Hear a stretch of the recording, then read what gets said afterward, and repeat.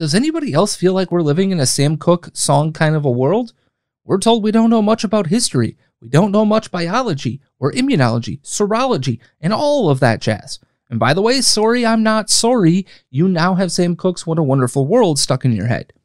At least that's what's actually been running through my head as we see various states begin their process of reopening, and states like Illinois, which I call home, still refusing to actually listen to actual science.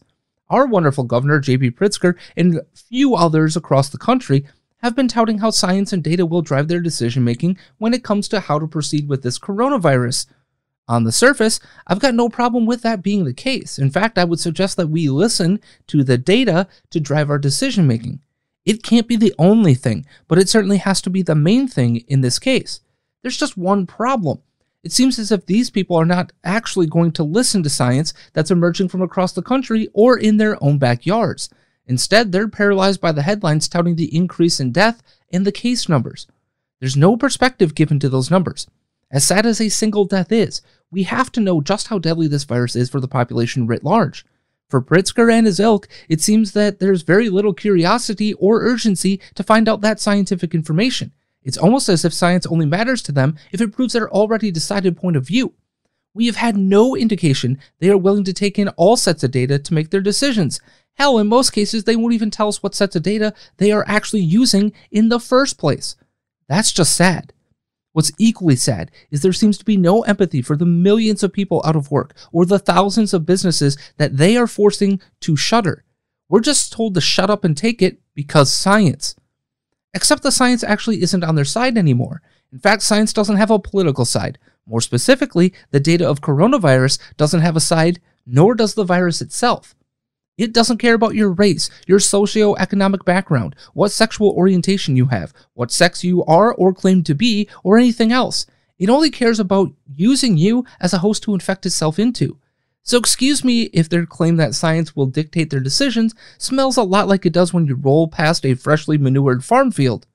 While other parts of the country have begun to, give real tangible reopening plans, including actual dates and restrictions on the opening of the economy, we've got others who are extending lockdowns and even putting more restrictions in place. Here in Illinois, our governor has given us a restriction until May 30th, and if you go into public and can't maintain social distancing, you must wear a mask, whatever maintain social distancing actually enforceably means. Yet for over a week, we've had data point after data point come in from across the country, and even within our own borders here in Illinois, that fly in the face of that decision. I know data isn't exactly science by itself, but data analyzed by serologists, epidemiologists, and people like myself who actually make a living analyzing data and making informed conclusions based off of said data makes that science. To that end, let's take a look at the data then, shall we? Over the past few weeks, we've had not one, not two, not three, but at least 4 known serology studies all come out. And they've all said that as we get closer to understanding the real infection rate, the more the hypothesis made from the models doesn't make sense. Instead, the data being gathered paints a picture of a virus that is spread to a much greater degree than ever previously thought, but also a lot less deadly than previously thought as well. But just, don't take my word for it. Take the words of the studies themselves as proof that we may be doing this all wrong in large swaths of America today. Let's let the data gathered on antibody testing do the talking for me. The first known of these serology studies, or at least the first reported, came out of a small county in Colorado, the area that includes the mountain resort area of Telluride. We are still waiting on full results due to a backlog in the labs, but what we do know is that the spread is much more prevalent than the reported cases are in the county. You see, about 3% of that county had antibodies or were too early in the process of building antibodies to test positive just yet. They were to be retested about a week ago, and so far no results have come in from those tests. But 3% is a lot in a community, considering as of April 25th, the confirmed cases in the county add up to just 19. The known antibody positive or borderline positive test added up to 31, with 8 confirmed positive, and the rest suggesting that antibodies to coronavirus were being built, but not far enough along to give a full positive result, thus meaning they were likely to have had the virus as well. Extrapolating the known results over the population of the county suggests that 3% of the population has antibodies, much greater than the 19 known cases in a county of 8,000 people. Later, we had a very small sampling from Roseland Hospital right here on the south side of Chicago. The result of that small study suggested that some 30 to 50% of those they were testing actually had the antibodies, compared to just 10 to 20% of those tested getting positive results for the active virus. What does that tell you? Well, in one of the areas that's actually hardest hit by the virus here in Chicago, a ton of people have developed antibodies despite the lockdown this city's been under for over 2 weeks at the point in time of this test. It also suggests that far more people are asymptomatic than ever get tested, which is exactly why further serological testing must be done. Without it, how can we possibly have a clue as to the real fatality rate or hospitalization rate? How can we have a clear-headed decision being made without this information? Yet, I have never once heard our governor demand that these studies happen in our state. I've yet to see the paper of record in this state, the Chicago Tribune, splash a headline about the testing that will happen or has happened outside of the positive test numbers and the death toll without any damn perspective, because science, or actually more like keeping us controlled by fear. Luckily, we've got other studies that can give us clearer data than a single hospital in one neighborhood possibly could.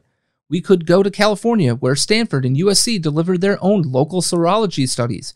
Stanford took a random sample of residents in Santa Clara County and came up with the following. About 4.16% of the county's residents would have already contracted COVID-19. In other words, some 81,000 people in the county were nearly 85 times higher than the 995 recorded cases at the time of the study.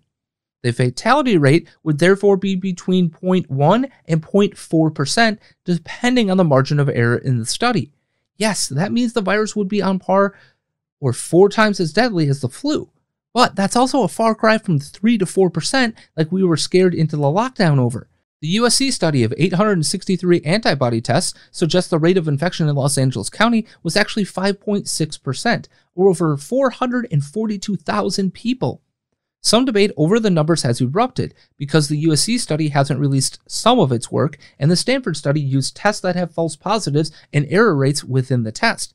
It's also important to note that we can't easily extrapolate those numbers to every corner of the country. If you did, New York City would have more cases than people living in the city in total. But these are really good snapshots of what's happening locally, and thus highlighting the need to do these studies as broadly and quickly as possible. Additionally, what those who are picking these studies apart are all missing is that almost every single test available for antibodies around coronavirus have large variances and abilities for false positives within them. Even with that information, you shouldn't dismiss them out of hand, because they still don't negate the fact that these tests would still show a much greater spread of the virus than previously known. So let's go and humor that thought for a second, and let's say that these studies were 50% off.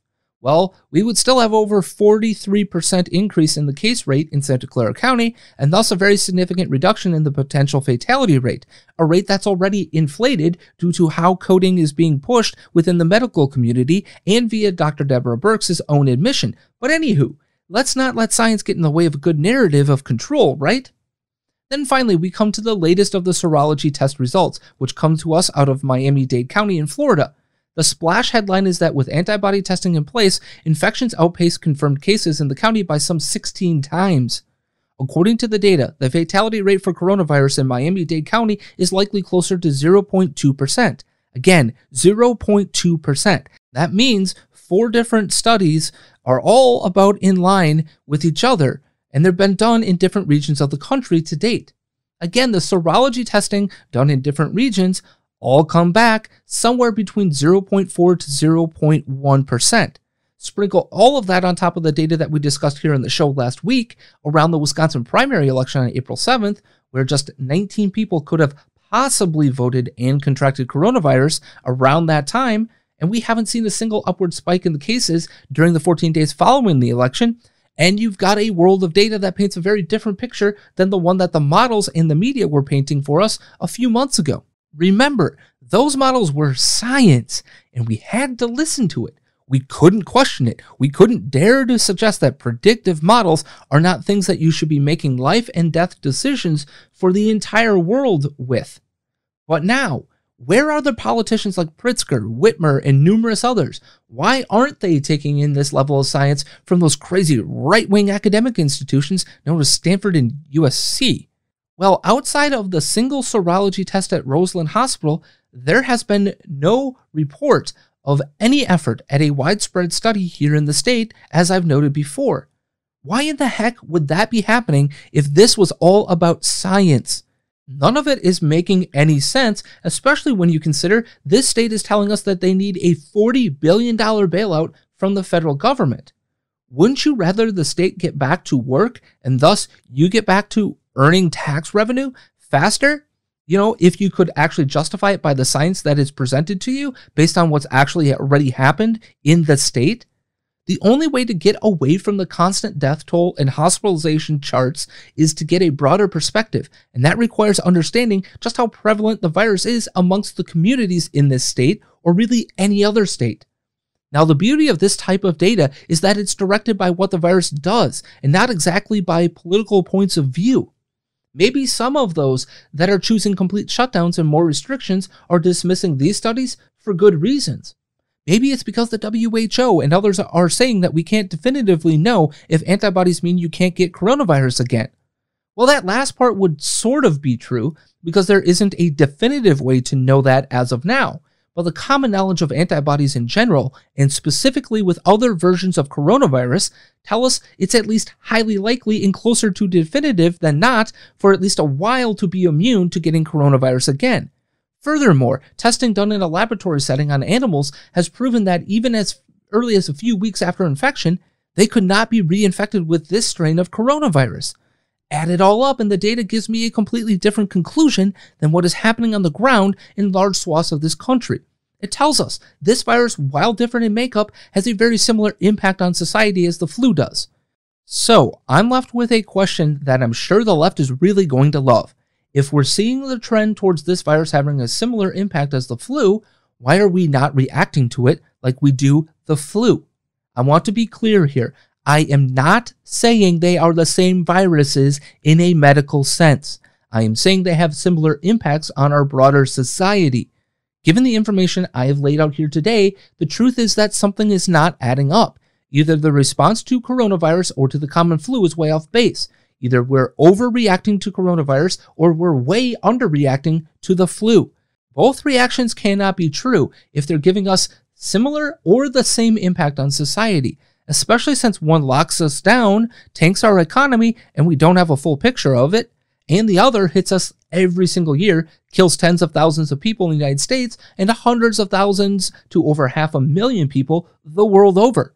So, what do we do when we are presented with multiple sets of data that disproves our previous hypothesis? It certainly should not be doubling down on the outcomes of our previously thought true reactions, and yet, that's what a lot of governors and municipalities have chosen to do. I am not saying that every state and every community should have the same response to this virus and its outbreak. In fact, I'm actually saying the exact opposite.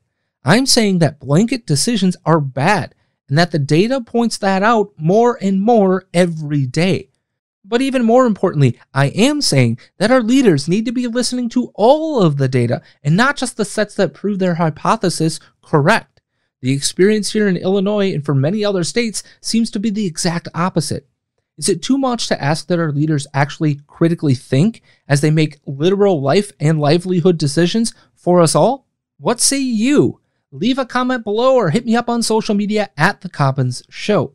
Do not forget, you can catch my show, Critical Thinking, airing on Mojo 50 Radio and the Mojo 50 Radio Facebook page every Saturday at 5 p.m. Central Time, with the show replay available right here on my YouTube page or via your podcasting platform of choice if you want to listen or watch the show.